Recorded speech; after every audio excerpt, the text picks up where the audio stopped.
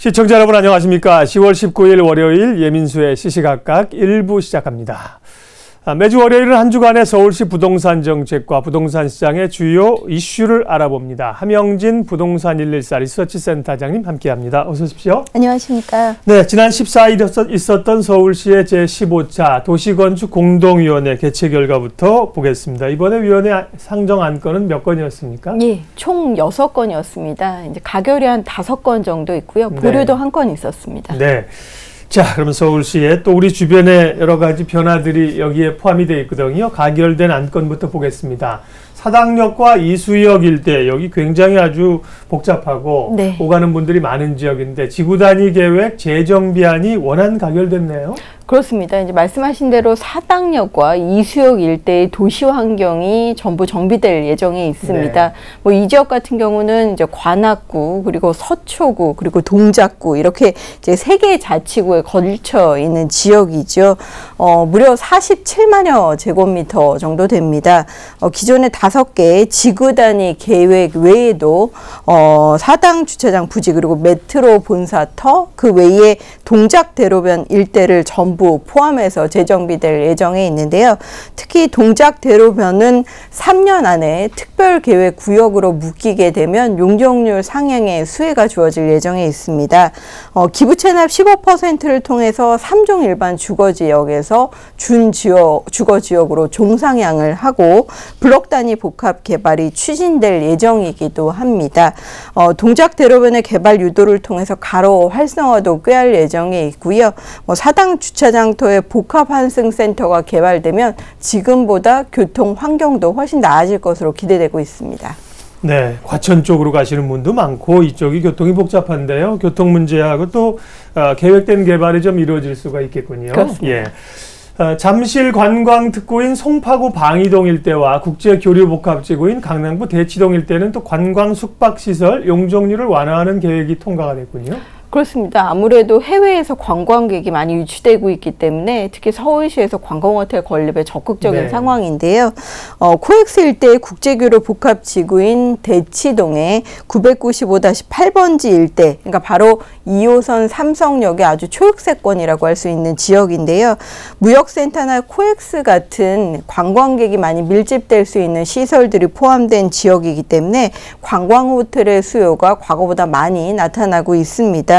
이번에 지구단위 계획구역 결정 변경을 통해서 관광 숙박시설이 건립될 예정에 있고요.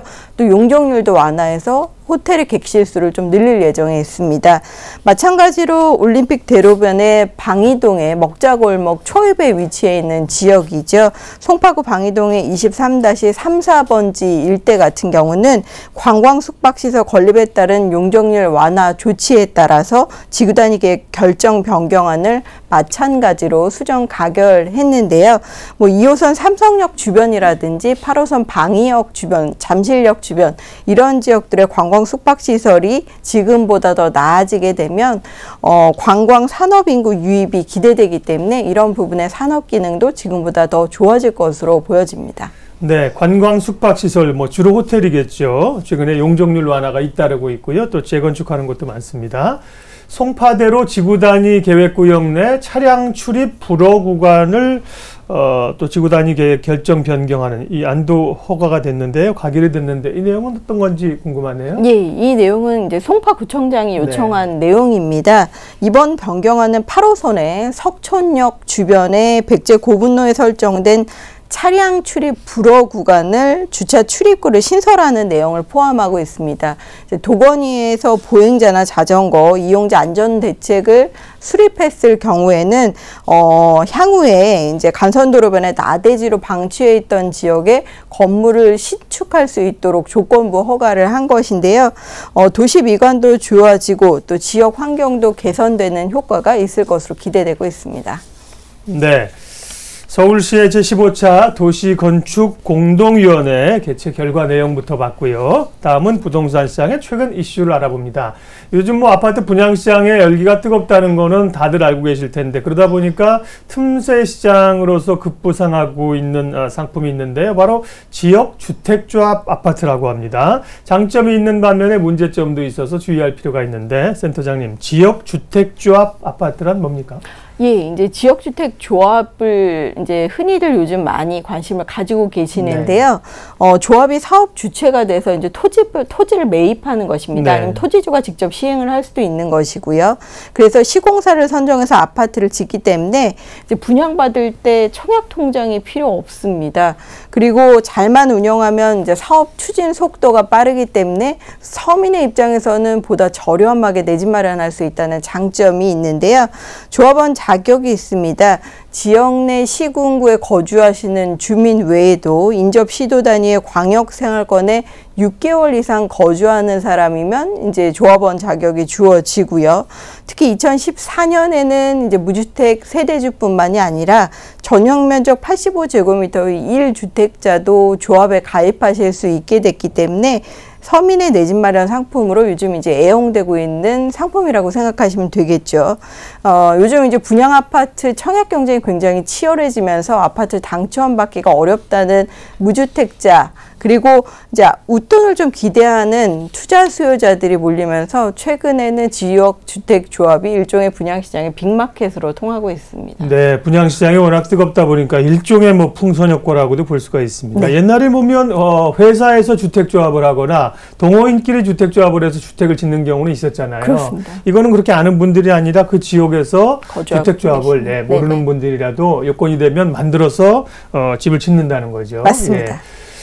그래서 이제 최근에 공동구매가 모든 물품 살 때 인기인데요. 소위 아파트 공동구매 일종이다 이렇게 인식이 되면서 지역주택조합이 많이 늘고 있다는데 실제 현황은 어느 정도입니까? 최근에 이제 인기가 이어지고 있다 보니 이제 부작용이 나오면서 국민권익위에서 조사를 해서 이런 부분의 제도를 좀 개선해 보고자 시장 현황을 파악했는데요. 네. 올해 상반기에만 전국의 33곳에서 21,431가구의 지역주택조합이 설립 인가를 받았다고 합니다. 그러니까 12년 만에 거의 최대치라고 할 수 있는 물량인데요. 현황은 서울시에서는 현재 14곳, 1,396가구가 활동 중이고요. 주로 지역은 동작구 흑석동, 사당동 이런 일대에서 지역주택조합이 많이 만들어지고 있습니다. 네. 지방 같은 경우는 충남 지역에서 이제 19개나 되는 지역주택조합이 활동 중에 있다고 하는데요. 추진위원회가 조성된 아파트가 16,084가구나 된다고 하니까 상당히 많은 수치라고 할 수 있겠죠. 그리고 부산에서도 15곳, 12,849가구 정도 되니까 최근에 수도권에 청약 열풍이 불고 있는 것, 그리고 부산 같은 지방의 광역시, 그리고 일부 지역에서 분양시장이 붐업되면서 틈새 상품으로 지역주택조합도 활성화되고 있는 상황입니다. 네, 앞서 말씀하신 동작구, 흑석동, 상도동 이쪽은 뭐 재개발, 재건축도 활발한 지역인데 그렇습니다. 여기서도 지역주택조합이 인기군요. 그만큼 또 장점이 있는 모양이에요. 그러다 보니까 규제도 완화되고 말씀하신 것처럼 네. 1,000가구가 넘는 대단지 조합 아파트도 등장을 하고 있다고 하는데 한쪽에서는 뭐 광풍이라는 뉴스도 있습니다. 대표적인 지역이 어디입니까? 대표적인 네. 지역들이 최근에 이제 부산 같은 지역에서 경산 뭐 이런 지역에서도 나타나고 지방에서요? 있다고 네. 하고요. 수도권과 같은 경우는 사당동, 요즘에 네. 강남권의 재건축 단지를 중심으로 강남 3구의 가격이 많이 올랐기 때문에 네. 인근 지역에서 후광 효과를 볼 수 있는 지역들도 주택조합이 많이 만들어지고 있습니다. 전산망이 뭐 마비되는 뭐 신청받으면서 그런 지역도 있었다는. 그렇습니다. 일종의 이제 웃지 못할 해프닝이라고 네. 할 수 있는데요. 인기를 그만큼 체감할 수도 있다고 보여집니다. 지역주택조합 아파트에 대해서 뜨거운 관심을 보이고 있는 지역들인데요. 바로 지난 6월 말에 국민은행 전산망이 잠시 마비된 적이 있었습니다. 그 이유가 경기도 평택시 지제역 인근에서 공급한 지역주택 조합 때문이었다고 하는데요. 이날 이제 예비조합원을 국민은행 은행계좌 입금 순서대로 아파트를 배정한다고 하는 이제 공고가 나고 난 이후에 아파트 동호수 선택권을 받기로 한 조합원들이 일시에 전산망에 가입을 하게 되면서 접속이 폭주하다 보니 국민은행 서버가 신경계가 마비될 정도였다고 합니다. 그 밖에 이제 일부 지방에서는 선착순 그 청약 접수를 받기 때문에 줄을 대신 서주는 아르바이트까지 나타났다고 하는데요.